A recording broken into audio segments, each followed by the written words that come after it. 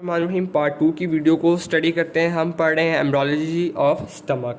तो सिंपल सी मैं दोबारा रोटेशन को स्टमक की है वो रिवाइज कर देता हूँ कि लेट्स सपोज ये देखिए, ये हमारे पास एक मिड लाइन स्ट्रक्चर स्टमक पड़ा हुआ है। ये मेरी जो है ये लेफ़्ट साइड है, ये राइट साइड है, ये left surface of the stomach है, ये right surface of the stomach है। अब जब 90 डिग्री क्लॉकवाइज रोटेशन होनी है तो जो हमारी राइट सरफेस है it becomes the left surface है it becomes the ventral surface, और जो मेरी राइट सरफेस है it becomes the dorsal surface. अच्छा, अब इसी रोटेशन के साथ साथ एक बड़ी इंपॉर्टेंट मज़े की बात ये है कि देखिएगा ये जो हमारा पार्ट है ये लेफ़्ट सरफेस है ना, तो लेफ़्ट सरफेस पे कौन सी नर्व, लेफ़्ट वेगस नर्व होगी। जब इसने 90 डिग्री क्लॉकवाइज रोटेट करना है तो ये लेफ़्ट वाली वेगस नर्व है वो एंटीरियर ऑफ द स्टमक को, ठीक है, एंटीरियरली स्टमक को इनर्वेट करेगी, और जो राइट साइड पे जो है इसने अपने डॉर्सल पार्ट पे चले जाना है तो ये हमारे पास right vagus nerve innervates the stomach posteriorly. ये इंपॉर्टेंट एक बात थी। अच्छा, अब स्टमक की फॉर्मेशन होगी, स्टमक बन गया। अब स्टमक की अटैचमेंट कैसे होती है एब्डोमेन की वॉल्स के साथ, तो सिंपल से बताया गया है। देखिए ये स्टमक हमें शो कराया गया है, ठीक है, मैं जूम करके दिखाता हूँ।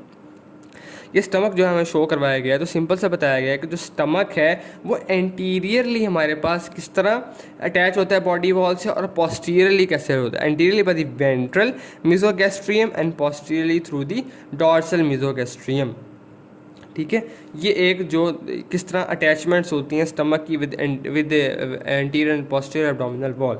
अच्छा, अब जो डॉर्सल मिजोगैस्ट्रियम कहता है कि stomach attach dorsal body wall by fold of peritoneum known as the dorsal mesogastrium and to the ventral body wall and to the ventral body wall called the ventral mesogastrium, ठीक है। जो देखिएगा ये जो हमारे पास वेंट्रल मिजोगैस्ट्रियम है ये आगे फेल्सीफॉर्म लिगामेंट और हमारे पास लेसर ओमेंटम से मिलके बनता है, और जो हमारे पास डॉर्सल मिजोगैस्ट्रियम है वो greater curvature of the stomach से लेके जो जो इसकी ट्रांसफर्स कॉलोन तक अटैचमेंट है, ये इस तरह डॉर्सल मिजोगैस्ट्रियम बनता है, ठीक है। तो जो डॉर्सल मिजोगैस्ट्रियम है वो क्या बन जाता है, ग्रेटर ओमेंटम बन जाता है, और जो हमारे पास लेसर ओमेंटम है वो हमारे पास वेंट्रल मिजोगैस्ट्रियम बन जाता है जब रोटेशन अकर होती है, ठीक है। अच्छा, अब इसकी ओरिजिन बताई गई है कि लाइनिंग एपिथेलियम, गैस्ट्रिक ग्लैंड जितने भी होते हैं, ठीक है, पाइलोरिक ग्लैंड है, कार्डियल ग्लैंड, जितने भी ग्लैंड जो स्टमक है और इसकी एपिथेलियम है ये एंडोडर्म से ड्राइव होती है। लेमिना प्रोप्रिया मसल जितने भी होते हैं वो स्प्लैंक्लोब्यूरिक मिजोडर्म से हमारे होते हैं, ठीक है। और जो पेरिटोनियल कोट ऑफ स्टमक जो है ये सिलोमिक मिजोथीलियम से हमारे पास फॉर्म होता है, ठीक है। तो इसमें कोई मुश्किल बात नहीं थी। आगे हम जल्दी से इसकी एब्नॉर्मैलिटीज़ को देख लेते हैं। एक ही इसमें एब्नॉर्मैलिटी हम डिस्कस करेंगे, दैट इज हाइपरट्रॉफिक। हाइपरट्रॉफिक मतलब साइज़ का बढ़ जाना, हाइपरट्रॉफिक पाइलोरिक स्टेनोसिस। अच्छा, सिंपल सी बात है, स्टेनोसिस मीन्स किसी भी चीज़ का नैरो हो जाना, ठीक है।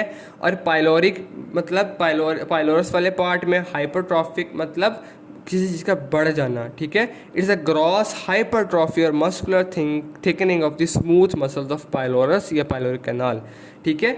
अब क्या होता है कि जो पाइलोरस है वो बहुत ज़्यादा थिक हो जाता है। जब उसकी थिकनिंग होती है, हाइपरट्रॉफिक होती है, तो ज़ाहिर बात स्टेनोसिस हो जाएगा, ठीक है। लेट्स सपोज ये पाइलोरस दिखाता हूँ मैं, ठीक है। अब ये इसकी थिकनिंग हो गई, जब इसकी थिकनिंग हो गई तो देखिए ल्यूमेन कितना पीछे कम सा रह गया, ठीक है, तो स्टेनोसिस हो जाएगी।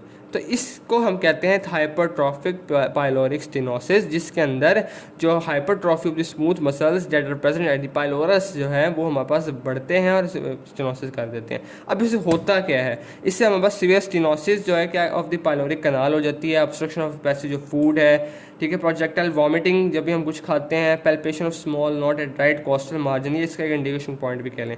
ट्रीटमेंट जो है इसमें जो पाइलोरोमायोटोमी है जो कि हमारे पास पाइलोरस